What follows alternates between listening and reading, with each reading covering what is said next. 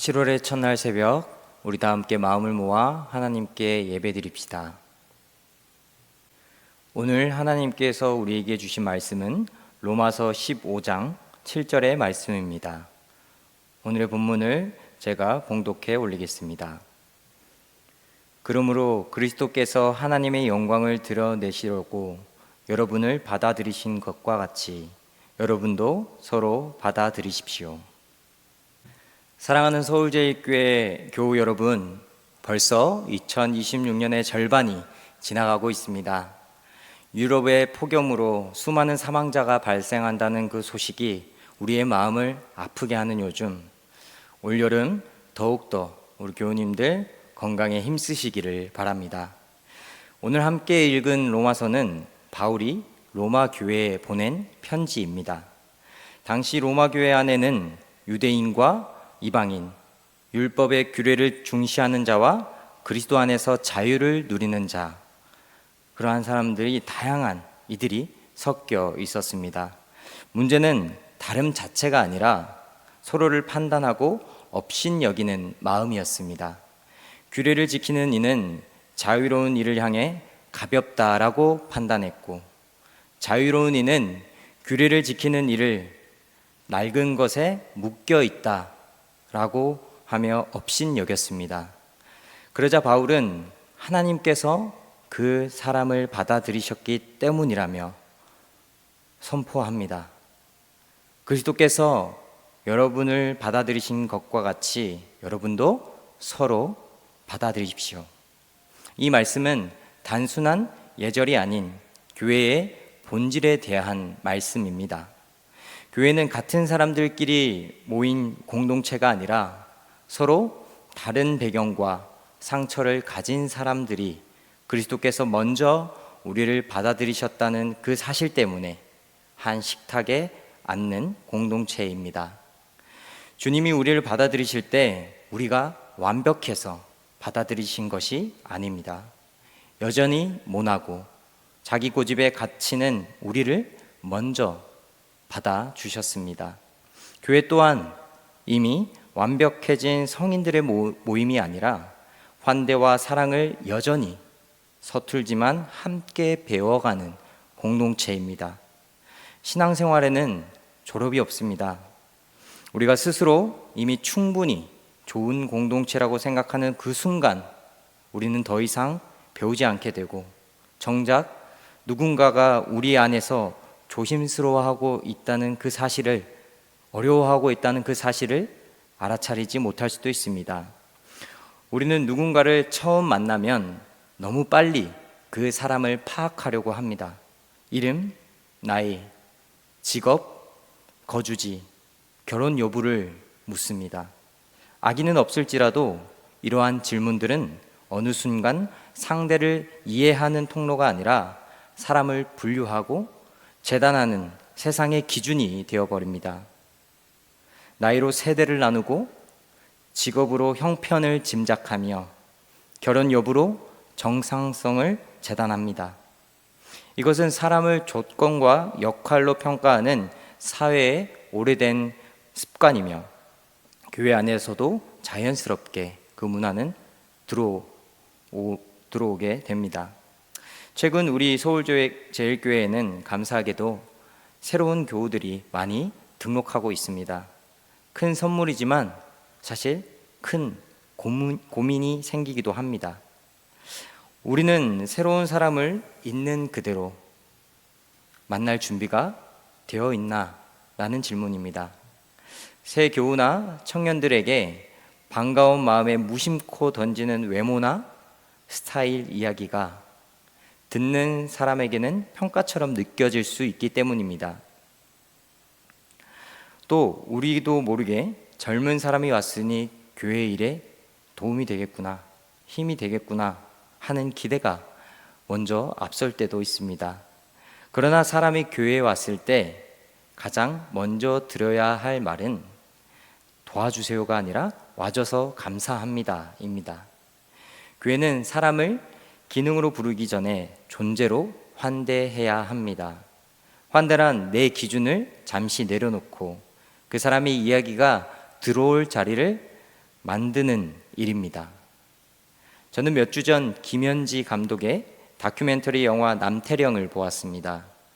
2024년 12월 비상계엄 전국 속에서 농민들은 생존권과 민주주의를 외치며 트랙터를 몰고 서울로 향했습니다.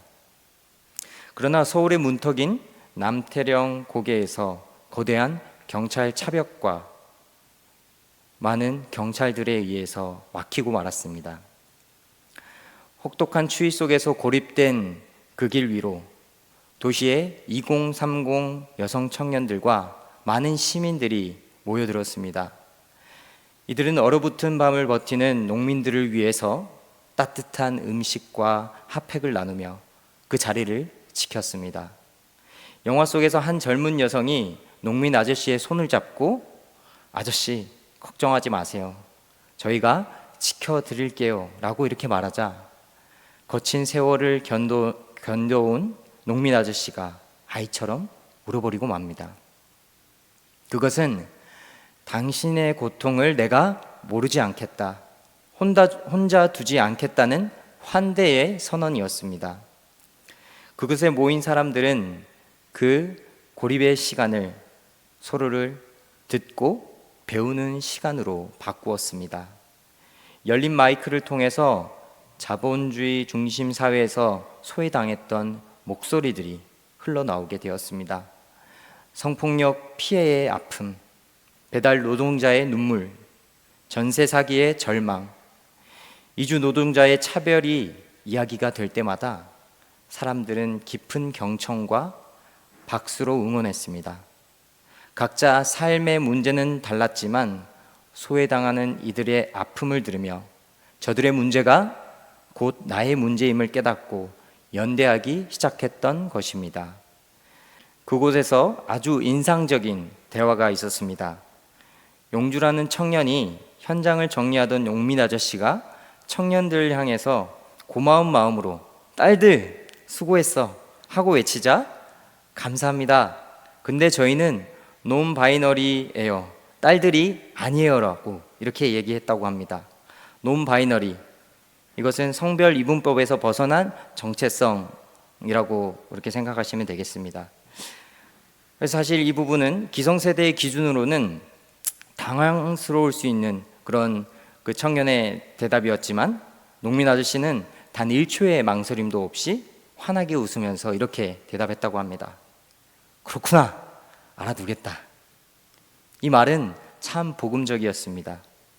모든 것을 완벽히 이해했다는 뜻은 아니지만 내 기준으로 너를 정하지 않고 내가 너 자신의 말하는 방식을 존중하겠다는 진정한 환대의 태도였습니다.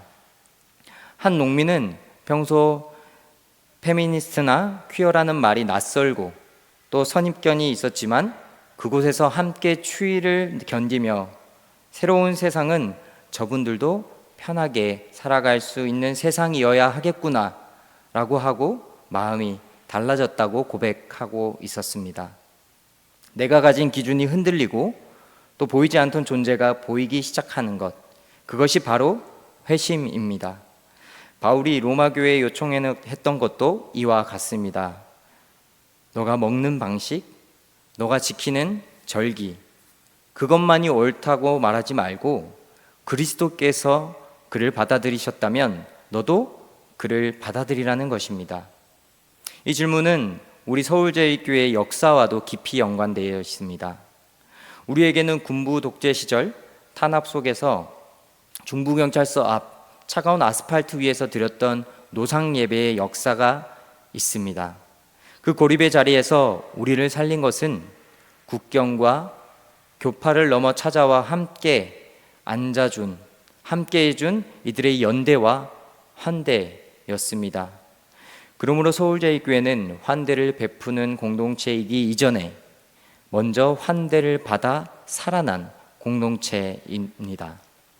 우리에게 주어진 신앙의 책임은 분명합니다.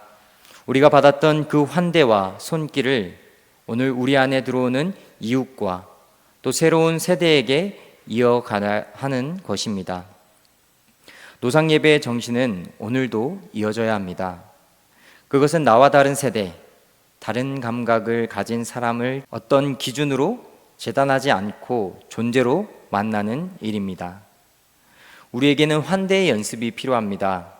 첫 만남에서 너무 빨리 묻지 않는 연습, 외모나 직업으로 대화를 시작하지 않는 연습, 나보다 어리다는 이유로 편하게 말하거나 반말하지 않는 연습, 낯선 말을 들었을 때 바로 반박하지 않고 그렇구나, 알아두겠다 라고 말해보는 연습입니다.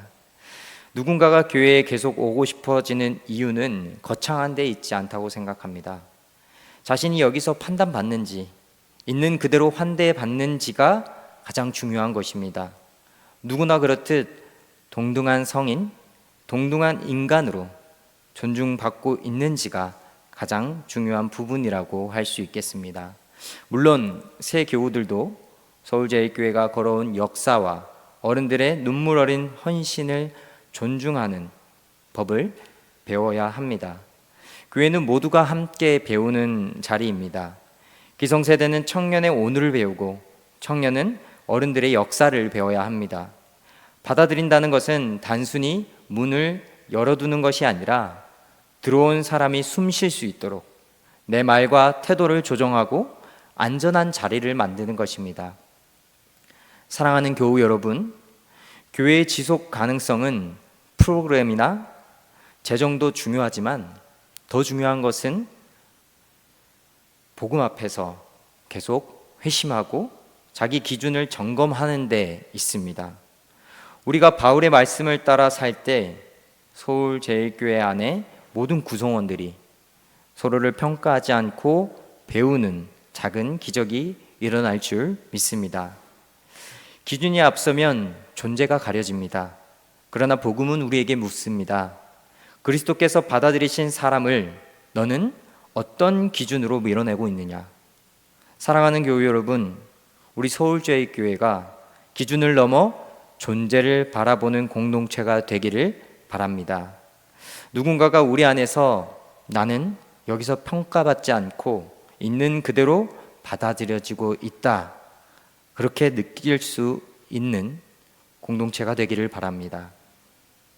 2024년 겨울 남태령의 차가운 길 위에서 피어났던 그 환대와 존중의 만남이 오늘 우리 서울제일교회 안에서도 이어지기를 주님의 이름으로 간절히 바랍니다. 다 함께 침묵으로 기도드리겠습니다.